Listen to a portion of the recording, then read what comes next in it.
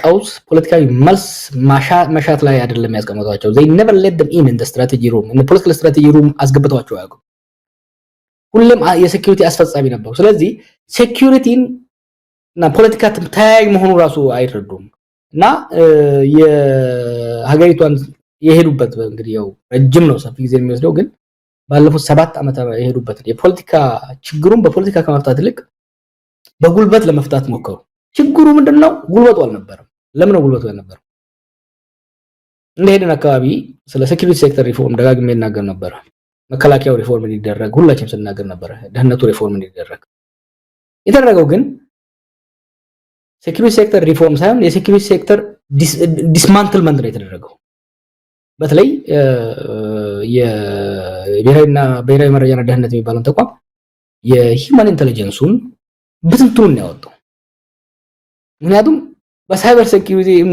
ሴኩሪቲን በደንብ አይደረደም አብይ ሳይበር ሴኩሪቲ ሰፕሊመንተሪ ነው ለሂውማን ሴኩሪቲ ለሂውማን ኢንተለጀንስ ሰፕሊመንተሪ ድጋፍ ሰጪ ነበር መሆን የነበረው የሂውማን ኢንተለጀንስ ማለት እንግዲህ በረጅም ዘመን እድሜ ያካበትክ የምታመጣበት እኔም ብርግ አድርገህ ኢንተለጀንስ ብትከተኝ 20 30 አመት ከቆየ ሰው ጋር እኩል ሆነ አልችልም ኤክስፒሪየንስ የሚጠይቅ ትምህርትና ኤክስፒሪየንስ የሚጠይቅ ነው እነኛን ኦፊሰሮች በተናቸው እነሱም በተናቸው መከላከያ ውስጥ በትንቱን አወጣው ይሄንን የተዳከመ ሴኩሪቲ ይዞ በጉልበት ተቃዋሚዎችን መደፍጠጥ ሞከረ ኦሮሚያ ላይ ትግራይ ላይ መጨረሻ ላይ ደግሞ አማራ ላይ ለመፍጠጥ ሞከረ ያለ ጉርበቱ ያገሪቷን የሴኩሪቲ አቅም ካዳከመ በኋላ ለመደፍጠጥ ሞከሩ ነገሮች ከመንግስት ቁጥጥር ውጪ እንዲሆኑ አደረገ አብይ በአሁኑ ጊዜ አይደለም የተቀረውን ያገሪቷን ክፍልተውና የራሱን ሴኩሪቲ ሊቆጣጠር የሚችልበት አይደለም ዛሬኮ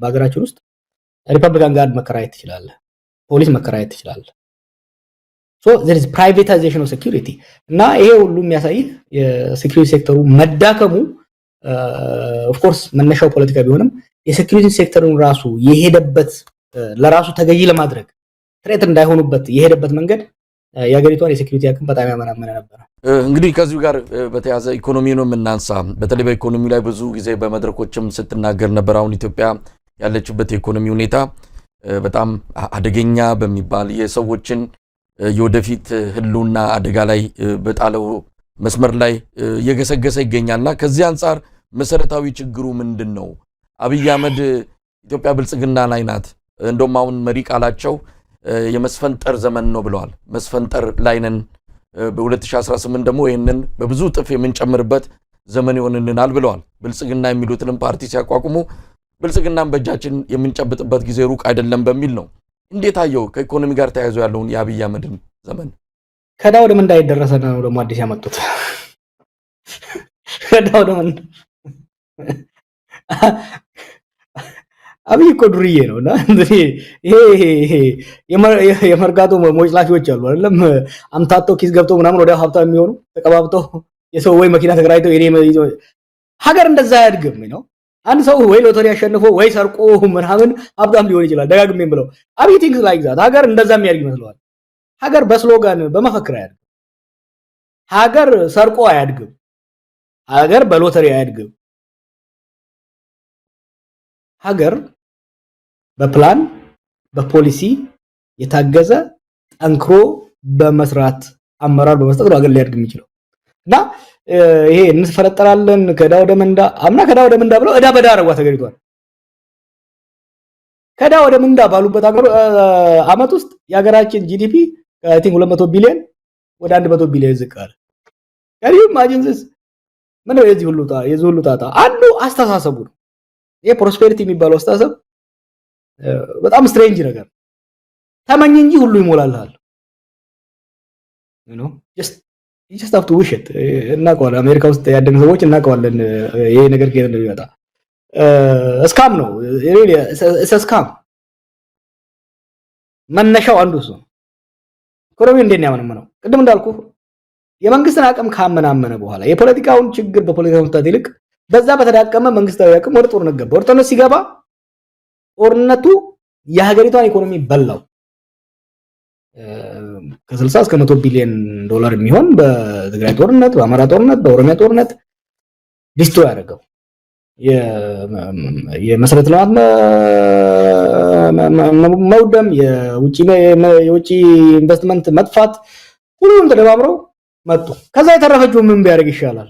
ትንሽ የቀረሰችው ነበር በልጅ ላይ በጣም we are so unlucky እኮ በዚህ ጊዜ እንዲህ አይነት ሰው እንዴት መጣ የሚለውን ራሱ you have to really ask ፈጣሪ ምን ብናደም ምን በበድለው ነው በዚህ ጊዜ እንዲህ አይነት ሰው ያመጣው? ከጦርነት የተረፈችውን ገንዘብ ሰብስቦ ወይ ቤተ መንግስት፣ የመንገድ ላይ ብልጭልጭ፣ መዝናኛ፣ ላሊበላ ቱሪስት ሄዶ ማየት ተስኖት እያለ ጎርጎራ ብሎ እዛ ጋር ገንዘብ ያፈሳል። ከጦርነት መውደ የተረፈውን ብልጭልጩ ላይ አወጣው። ከብልጭልጩ የተረፈውን ደግሞ ምን ቢያደርገው ይሻላል? ሄደና ከአይኤምኤፍ ጋር አይኤምኤፍ ከእናቴ መቀነስ ነው ብሎ ሄዶ ሲፈታው የተረፈችውን ኢኮኖሚ ጠቅልሏት ወጣ ማለት ነው። ከአይኤምኤፍ ጋር ያደረጉት ምንድነው? ታሞ ባልጋ ላይ ያለን ሰው ኮሶ እንደመስጠት ነው። ኮሶ ገጠር ልጅ ነው። ኮሶ ታውቃለህ? ኮሶ ሰጣት የአገሪቷን ኢኮኖሚ ተቅማጥ ነው ያደረገውና አሁን ክራሽ አደረገ። ኢኮኖሚ ዳን እና የኢኮኖሚው መዳከም ብቻ አይደለም፣ የኢኮኖሚው ሙሉ በሙሉ ወድቆ ያለበት ሁኔታ ነው ያለውና የሚያሳስበኝ ክራይሲስ ውስጥ ገባለህ። አንዳንዴ ሳታስበውም እኮ የሀገር ኢኮኖሚ ክራይሲስ ውስጥ ሊገባ ይችላል።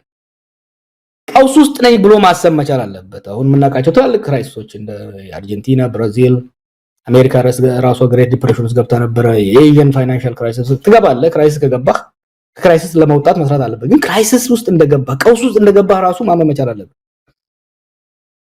ኢትዮጵያ ደሃ ሀገር ነች። በድህነት ነው ያደግነው፣ ምንም ጥያቄ የለውም።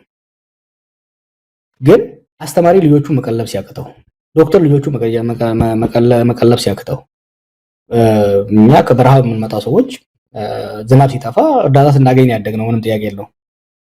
ከተማ የሚኖር ሰው ግን የመንግስት እርዳታ ሲጠባበቅ፣ መምህራን በትምህርት ቤት ሲመገቡ ቤታቸው ሲማብለ የሚበሉት አጣው አይ ኔቨር ሄርድ ኦፍ ኢት እና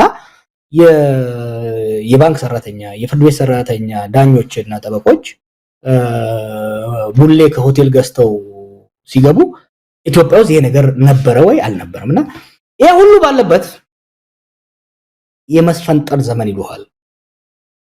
የሚያስፈራ እሱ ነው። ምክንያቱም ቀውስ ውስጥ ነን። ከዚህ ቀውስ ውስጥ ጠንክረን እንወጣለን ማለት አንድ ነገር ነው አይደለም። ከከፍታ ዘመን አልፈን አሁን ደግሞ የመስፈንጠር ዘመን ላይ ነን ሲሉ ይሄን የሚያክል ዲናያል በጣም አደገኛ ነው እና አረሞት ላይ ያለን ኢኮኖሚ እየተፈጠረ ነው ካልክ ምን አይነት ያስፈልግለትም ማለት ነው። ጋር ወደ ዋናውም ወደ መሰረታዊ ወደ ሆነው ወደ ወቅታዊ ጉዳይም ይሄንንም ቃለ መጠይቅ እንድናደርግ ወዳደረገን የሰሞኑ ግርግርም ለመምጣት በሚል ነው። እንግዲህ የኢኮኖሚው መስፈንጠር አጠቃላይ ብዙ ነገሮች ሰሞኑን ከአባይ ግድብና ከዚህ ከማዳበሪያ ፋብሪካ ግንባታ ጋር ተያይዞ በትክክልም አብይ አህመድ ባለራዕይ ነው፣ በፊት ሲናገር የነበረው ህልሙን ነው ያሉ የበፊት ቪዲዮዎቹን እያመጡ አሁን ያው የተናገረውን እየፈጸመ ያለ ቃሉን በተግባር እየፈጸመ የሚገኝ መሪ በሚልም መገለጫ በሚቆጣጠሯቸው ሚዲያዎች ላይ እየገለጹ ይገኛሉ። እስቲ ስለ አባይ ግድብ ሰሞኑን አብይ አህመድ በስፋት ስብናውን ከፍ የሚያደርጉ ነገሮች እየመጡ ነው። አባይን የሰሩ የጀመሩ እጆች ቢኖሩም የነዛ እጆች የነዛ ሰዎች ታሪክ በተወሰነ ደረጃ እየኮሰሰ አብይ ግን ከፍ ብሎ እንዲታይ የሚደረግባቸው ዘመቻዎች ነው የተጀመሩትና እስቲ ስለ አብይ እና አባይ ምን ትላለህ? ለአባይ አብይ ደረሰለት ብሏል ዳንኤል። ኢትዮጵያ ውስጥ ያሉ መሪዎችም ህዝቦችም የአባይ ጉዳይ ያላንገበገበው ትውልድ ያለ አይመስለኝም። እያየነው አፈራችንን ጠርጎ ሳንጠቀምበት የሚያልፍ ዋና ወንዛችን በመሆኑ በጣም ተንገብግቧል። የነበሩ መሪዎችም ከአቅም ማነስ ቀላል አይደለም የግብጽ ጫናና ሳይሰሩት አልፈዋል። እኔ እናንተ እየታገል ጥርሳችን የነቀልንበት መለስ ዜናዊ ነው ይሄን ነገር እውን ያደረገው። ስንታገለው የነበረ ሰው ነው ማይንዲው ፕላን አድርጎ አመቺ ጊዜ ተጠቅሞ የውጭ ብድር ማግኘት እንደማይችል በሀገር አቅም እንዲገነባ ያደረገው መለስ ዜናዊ ነው። ይሄ መለስም በብዙ ነገር መለስ አምባገነን ነበረ፣ ታግለነዋል፣ ብዙ ነገሮች አጥፍቷል። ለኢትዮጵያ እንደ ካሳ መለስ ጥሎ የሄደው የአባይ ግድብ ነው። አብይ ስልጣን ሲይዝ የአባይ ግድብ 65 በመቶ ተጠናቆ ነበር። ኃይለማርያም አስቀጥሏል። በኃይለማርያም ጊዜ ከነበረው የፖለቲካ ቀውስ ጋር ተያይዞ ጀነራሎችም ብዙ ያጠፉት ነገር ነበር፣ ምንም ጥያቄ የለውም። አብይ ሊመሰገን የሚገባው ሌሎች ትላልቅ ፕሮጀክቶች እንደቆሙ እንዲቀሩ ሲያደርግ ይሄኛውን ዘግቶ በቦታው ላይ መዝናኛ ባለመስራቱ ልናመሰግነው ይገባል። እንዲጠናቀቅ በማድረጉ ብዙ የፖለቲካ ጫናዎችም ነበሩ። መጀመሪያ አካባቢ ላይ አስፈላጊነቱም ላይ ጥያቄ ሲያነሳ ነበር። ሆኖም ግን ፋይናሊም ቢሆን ፕሮጀክቱ እንዲጠናቀቅ በማድረጉ ሊመሰገን ይገባል። ክሬዲት ጠቅልዬ ኪሴ ላድርግ ካለ ግን አስቸጋሪ ነው። ምክንያቱም የመለስን ሚናና የአብይን ሚና እናወዳድር ካልን ዞን እና ጥንቸልም ማወዳደር ስለሚሆን it's not fair ነው። ሁለቱንም ታግያቸዋለሁ። it's just not fair እና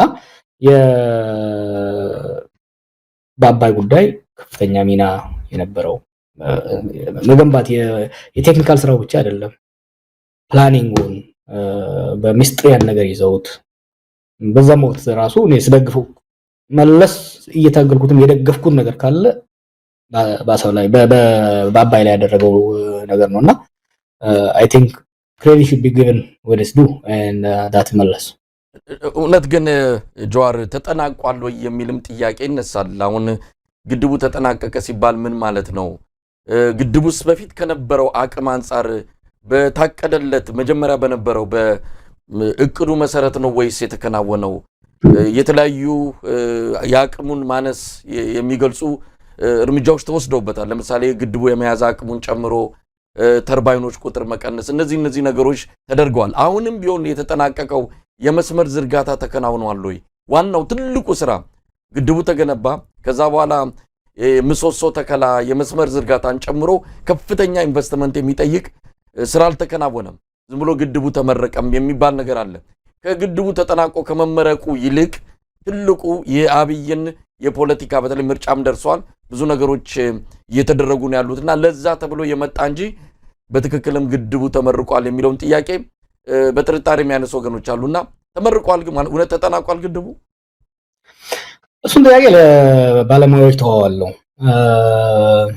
አንዳንዴ አልሐምዱሊላህ ማለት አለበት ትንሿን ነገር። እኔ አብይ ሲያጠፋ እንጂ ሲያለማ አይቼ ስለማላቅ ትንሽ ነገር ሲያለማ እሷንም እኔ ፍራቻ ነበር፣ ደጋግሜ ጽፍ ነበር። ያኔ ተዝካለ የሄዶ ሶሺ ላይ ራሻ ላይ ሄዶ የፈረመው ስምምነት የሀገራችን ዲፕሎማቶች ተረባርበው ተዝካለ ከትራምፕ አማች ጋር አብርሃም ሳኮድ እኮ ነው ሄዶ የፈረመው።